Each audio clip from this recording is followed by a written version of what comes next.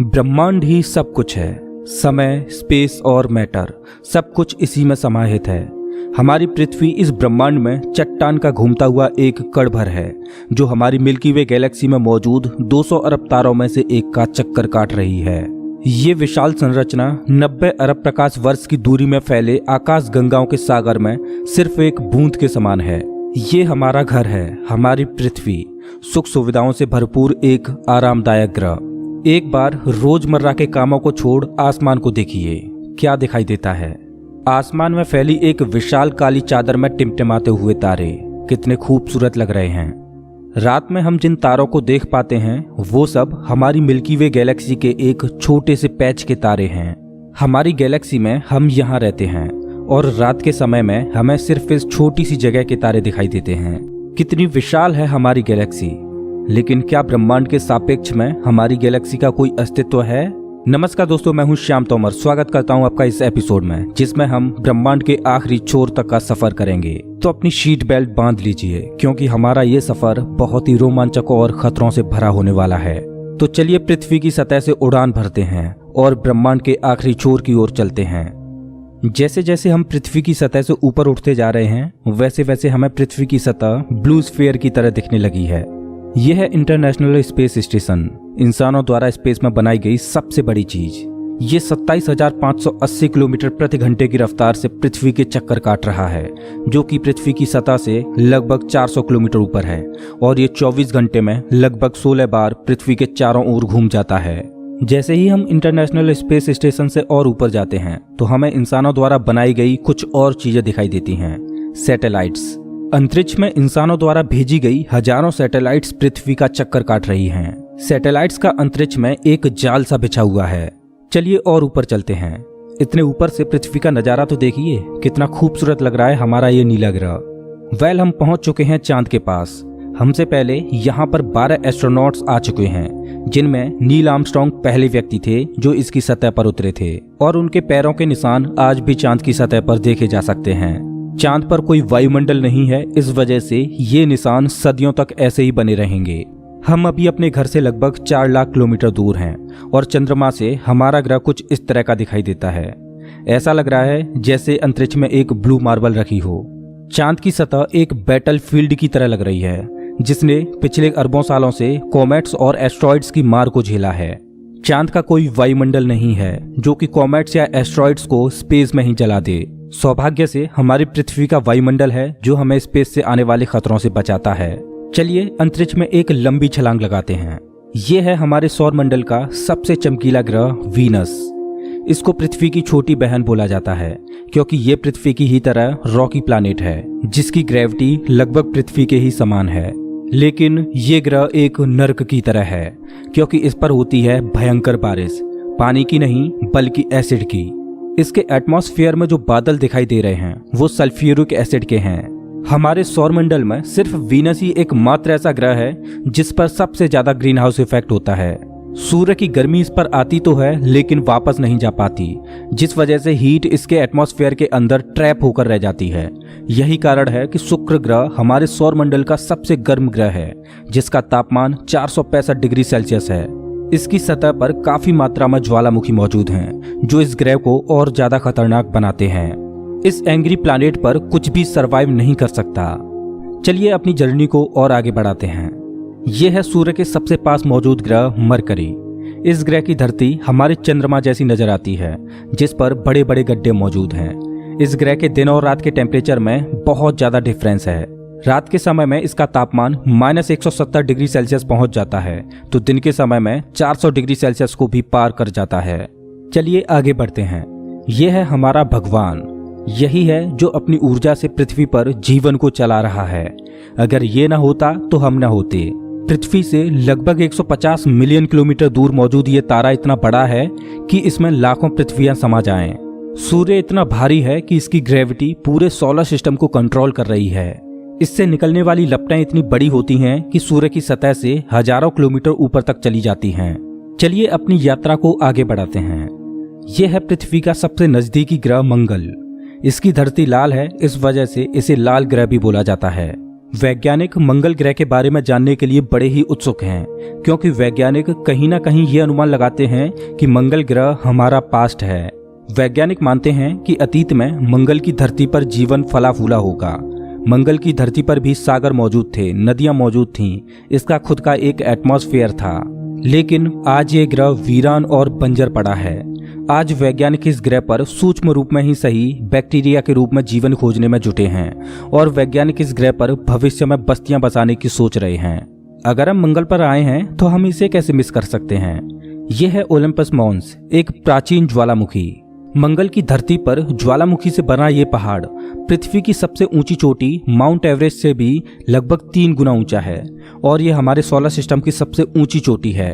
अगर मंगल की धरती से हम अपने ग्रह पृथ्वी को देखें तो ये कुछ इस तरह की दिखाई देती है। अब आगे की यात्रा थोड़ी सी डरावनी होने वाली है, क्योंकि अब हम एस्ट्रॉयड बेल्ट में प्रवेश कर रहे हैं, जो कि मंगल और बृहस्पति ग्रह के बीच मौजूद है। इसमें मौजूद हैं बड़ी बड़ी और विशालकाय चट्टानें, जो कि सूर्य के चारों ओर घूम रही हैं। इस एस्ट्रॉयड बेल्ट में इतनी बड़ी बड़ी चट्टानें मौजूद हैं कि अगर ये सब आपस में मर्ज हो जाएं, तो इनसे एक बड़े ग्रह का निर्माण हो सकता है। इस बेल्ट में इतने बड़े बड़े एस्ट्रॉयड्स मौजूद हैं कि इन पर एक बड़ा शहर बसाया जा सके। जैसा कि हम जानते हैं कि 4.5 बिलियन साल पहले हमारे सौर मंडल में ग्रह बने, लेकिन एस्ट्रॉयड बेल्ट में मौजूद ये मलबा जैसा का तैसा रह गया। एस्ट्रॉयड बेल्ट में मौजूद मलबा एक प्लैनेट बन सकता था, लेकिन एक बड़ी शक्ति ने इस मलबे को प्लैनेट नहीं बनने दिया, और वो शक्ति थी जुपिटर। जुपिटर की हाई ग्रेविटी ने एस्ट्रॉयड बेल्ट के एस्ट्रॉयड्स को प्लैनेट नहीं बनने दिया। जुपिटर हमारे सोलर सिस्टम का सबसे बड़ा प्लैनेट है और इसके ढेर सारे चंद्रमा हैं। ये इतना बड़ा है कि हमारे सोलर सिस्टम के अन्य सभी प्लैनेट्स को मिलाकर भी इतना बड़ा ग्रह नहीं बनाया जा सकता। ये है जुपिटर का ग्रेट रेड स्पॉट।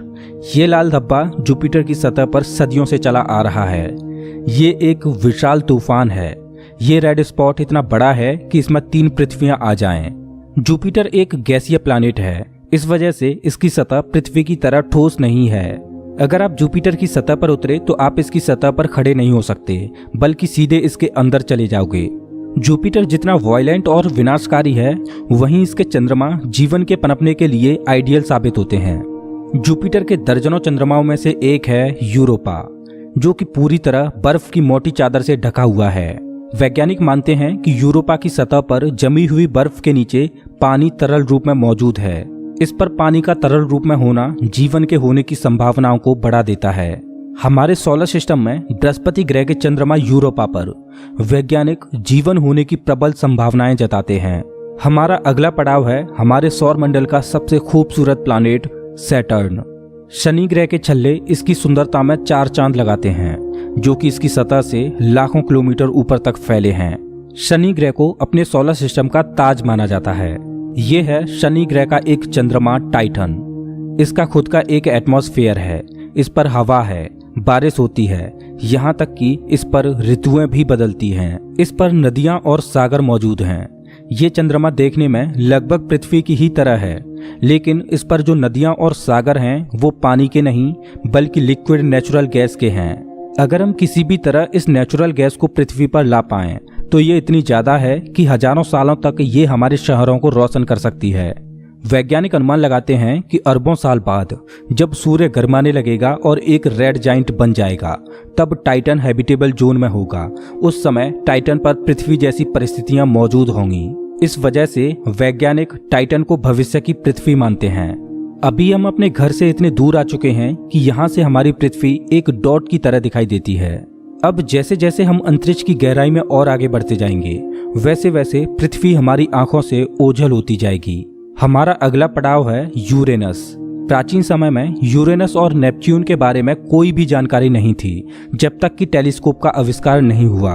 हमारी सौर व्यवस्था का सबसे आखिरी प्लैनेट है नेपच्यून। हमारा सोलर सिस्टम बहुत बहुत बड़ा है, लेकिन नेपच्यून के बाद भी हमारा सोलर सिस्टम खत्म नहीं हो जाता। अपने सोलर सिस्टम की गहराई में हम आगे बढ़ते हैं तो हम पहुंच जाते हैं कुइपर बेल्ट में, जो पिछली एस्ट्रॉयड बेल्ट से 20 गुना चौड़ी और 200 गुना ज्यादा फैली है। ग्रहों की लिस्ट से बेदखल किया जाने वाला प्लूटो भी इसी कुइपर बेल्ट का सदस्य है।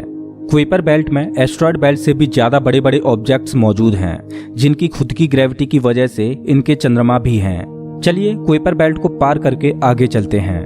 हमारी पृथ्वी से 13 बिलियन किलोमीटर दूर ये है सूर्य से सबसे दूर मौजूद ऑब्जेक्ट सेडना। ये एक बौना ग्रह है जो एक ऐसा स्पेस ऑब्जेक्ट है जो सबसे दूर सूर्य की परिक्रमा कर रहा है। इसकी खोज 2003 में हुई थी। ये सूर्य की एक परिक्रमा 10,000 सालों में पूरी कर पाता है। चलिए अब अपने सोलर सिस्टम से बाहर का रुख करते हैं। अभी हम इंटरस्टेलर स्पेस में प्रवेश कर चुके हैं। देखिए अंतरिक्ष की गहराई में ये क्या ट्रेवल कर रहा है। ओह, ये तो वॉयेजर 1 स्पेसक्राफ्ट है। यही तो इकलौता स्पेसक्राफ्ट है जो कि इंसानों द्वारा बनाई गई सबसे दूर मौजूद चीज है। ये पृथ्वी से अब तक 19 अरब किलोमीटर दूर जा चुका है। इस स्पेसक्राफ्ट ने अंतरिक्ष के काफी सवालों से पर्दा उठाया है। ये बंदूक से निकली बुलेट से भी 20 गुना तेज ट्रेवल कर रहा है। चलिए अपनी यात्रा को और आगे बढ़ाते हैं। अभी हम अपने सोलर सिस्टम की हदों से इतने दूर आ चुके हैं कि यहाँ से हमारा सूर्य एक आम तारे की तरह दिखाई दे रहा है, लेकिन इतनी दूर से भी इसकी ग्रेविटी को महसूस किया जा सकता है क्योंकि अरबों की संख्या में यहाँ पर कॉमेट्स को देखा जा सकता है जो सूर्य की ग्रेविटी से बंधे हुए हैं। इन कॉमेट्स में इतना ज्यादा पानी है कि अगर ये सब इकट्ठे हो जाएं तो ये पृथ्वी से भी ज्यादा बड़े और गहरे सागरों को भर दें। वैज्ञानिक मानते हैं कि पृथ्वी पर ज्यादातर पानी कॉमेट्स के द्वारा ही आया है। पेंसपर्मिया थ्योरी के अनुसार पृथ्वी पर जीवन कॉमेट्स के द्वारा ही धरती पर आया। अंतरिक्ष में तैर रही इन छोटी छोटी बर्फीली चट्टानों में जीवन सूक्ष्म रूप में बैक्टीरिया की फॉर्म में मौजूद हो सकता है। कॉमेट्स का एक विशाल बादल हमारे सौर मंडल को घेरे हुए है जिसे ऑर्ट क्लाउड बोला जाता है। ऐसा माना जाता है कि ये ऑर्ट क्लाउड हमारे सौर मंडल की ग्रेविटी की आखिरी सीमाओं पर है। इसके बाद सूरज की ग्रेविटी कमजोर पड़ने लगती है, जिस वजह से इसके बाद सूरज का खिंचाव बहुत कम रह जाता है। अब यहाँ से आगे की यात्रा एक अननोन और रहस्यमयी स्पेस में होगी जहाँ घुप अंधेरा है। यहाँ इतना अंधेरा है कि हम अपनी आंखों से भी कुछ भी नहीं देख पाएंगे। यहाँ देखने के लिए हमें इंफ्रारेड विजन की जरूरत पड़ेगी। हम अपनी पृथ्वी से बहुत बहुत बहुत दूर आ चुके हैं, लेकिन ब्रह्मांड के सापेक्ष में ये हमारा एक मामूली सा स्टेप है। यहाँ से हमें चारों ओर अरबों तारे दिखाई दे रहे हैं, लेकिन अभी हम सबसे नजदीकी तारामंडल की ओर बढ़ रहे हैं। ये है हमारा पड़ोसी सोलर सिस्टम। ये हमसे इतना दूर है कि हमारे सूर्य के प्रकाश को इस तारामंडल तक पहुंचने में 4.3 सालों का वक्त लगता है। इस तारामंडल का नाम है अल्फा सेंटोरी। इस तारामंडल में 3 तारों का समूह है जिनमें अल्फा सेंटोरी ए और अल्फा सेंटोरी बी तारे आपस में बाइनरी स्टार सिस्टम के तहत जुड़े हुए हैं। इस तारामंडल में प्रॉक्सिमा सेंटोरी बी नामक ग्रह मौजूद है जो पृथ्वी की ही तरह हैबिटेबल जोन में है और इस ग्रह पर एलियन लाइफ मौजूद हो सकती है। चलिए अपनी यात्रा को आगे बढ़ाते हैं। पृथ्वी से हम 10 प्रकाश वर्ष दूर आ चुके हैं और हमारे सामने ये एक बेबी स्टार है जिसने अभी अपना जीवन शुरू ही किया है और इस तारामंडल में अभी ग्रहों का जन्म होना बाकी है। हो सकता है कि इस तारामंडल में किसी ऐसे ग्रह का जन्म हो जाए जो हमारी पृथ्वी की ही तरह जीवन को धारण करने योग्य हो, लेकिन अभी इसमें अरबों सालों का वक्त लगेगा। अपनी यात्रा को आगे बढ़ाते हैं। अभी हम पृथ्वी से 20 प्रकाश वर्ष दूर आ चुके हैं और अभी हम ऐसे तारामंडल से होकर गुजर रहे हैं जिसका जन्म हमारे सोलर सिस्टम के साथ ही हुआ था। इस तारे का नाम है ग्लीस 581 और इसकी सबसे बड़ी खास बात यह है कि इस तारे का चक्कर लगा रहा है एक ऐसा ग्रह जो हमारी पृथ्वी से बिल्कुल मेल खाता है और इस ग्रह पर एलियन सिविलाइजेशन होने की प्रबल संभावना है। वैसे तो हमारी मिल्की वे गैलेक्सी में अरबों तारे हैं जिनकी यात्रा करना तो दूर, उनको पूरे जीवन काल में गिनना भी संभव नहीं है। तो चलिए अपनी यात्रा को आगे बढ़ाते हुए मिल्की वे गैलेक्सी से बाहर निकलते हैं। ये है हमारी मिल्की वे गैलेक्सी जो अरबों तारों का घर है, जिनमें से हमारा सूर्य भी एक है। ये गैलेक्सी इतनी विशाल है कि अगर इसके एक छोर से प्रकाश ट्रेवल करे तो लाइट को भी इसके एक छोर से दूसरे छोर तक पहुंचने में 1,05,700 सालों का समय लगेगा। लेकिन ब्रह्मांड में मौजूद बड़ी बड़ी विशालकाय गैलेक्सियों के सामने हमारी गैलेक्सी कुछ भी नहीं। यूनिवर्स में मिल्की वे से भी कई गुना बड़ी गैलेक्सियां मौजूद हैं। तो चलिए अपने सोलर सिस्टम और अपनी गैलेक्सी को पीछे छोड़ते हुए इंटर गैलेक्टिक स्पेस में प्रवेश करते हैं। इंटर गैलेक्टिक स्पेस में प्रवेश करके हमें दूर दूर तक अरबों गैलेक्सियां दिखाई दे रही हैं, लेकिन ये सभी गैलेक्सियां झुंड में हैं और ये है हमारी गैलेक्सियों का झुंड जिसमें हमारी गैलेक्सी मिल्की वे और अन्य पड़ोसी गैलेक्सियां मौजूद हैं। गैलेक्सियों के इस छोटे से झुंड को लोकल ग्रुप बोला जाता है। गैलेक्सियों का ये लोकल ग्रुप 10 मिलियन प्रकाश वर्ष में फैला हुआ है। जैसे जैसे हम अपनी यात्रा को आगे बढ़ाते जा रहे हैं वैसे वैसे हमें अन्य गैलेक्सियों के झुंड दिखाई देते जा रहे हैं और उनमें भी हमारे लोकल ग्रुप की तरह गैलेक्सियां मौजूद हैं। गैलेक्सियों के कई लोकल ग्रुप्स को मिलाकर एक सुपर क्लस्टर बनता है। अभी हमारे सामने जो मौजूद है वो है वर्गो सुपर क्लस्टर। इसी वर्गो सुपर क्लस्टर में हमारी गैलेक्सियों का लोकल ग्रुप भी शामिल है और हमारी गैलेक्सियों का लोकल ग्रुप इस छोटे से पैच में है। अभी हम अपने घर से इतने दूर आ चुके हैं कि यहाँ से हम अपने सूर्य को तो छोड़ो, यहाँ तक कि अपनी गैलेक्सी को भी छोड़ो, हमारी गैलेक्सियों का लोकल ग्रुप ही एक छोटे से पैच के समान दिखाई दे रहा है। कितना विशाल है ना वर्गो सुपर क्लस्टर। इस वर्गो सुपर क्लस्टर में 100 से ज्यादा गैलेक्सियों के लोकल ग्रुप शामिल हैं और ये 110 मिलियन प्रकाश वर्ष में फैला हुआ है। चलिए अपनी यात्रा को और आगे बढ़ाते हैं। अरे ये क्या, जैसे जैसे हम आगे बढ़ते जा रहे हैं वैसे वैसे हमें वर्गो सुपर क्लस्टर जैसे अनगिनत सुपर क्लस्टर्स दिखाई दे रहे हैं।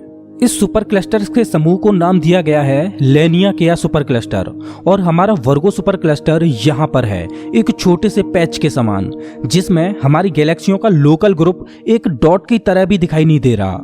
ये लेनिया सुपर क्लस्टर 520 मिलियन प्रकाश वर्ष में फैला हुआ है, जिसमें लाखों वर्गो सुपर क्लस्टर्स जैसे सुपर क्लस्टर्स मौजूद हैं। चलिए अपनी यात्रा को और आगे बढ़ाते हैं।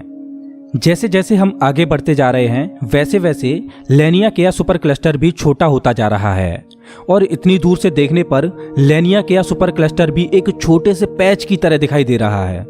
ओह माय गॉड, मेरा तो दिमाग ही घूम गया। खैर अपनी यात्रा को और आगे बढ़ाते हैं। यह है हमारा ऑब्जर्वेबल यूनिवर्स, जिसमें हमारा लेनिया सुपर क्लस्टर एक छोटे से डॉट की तरह मौजूद है।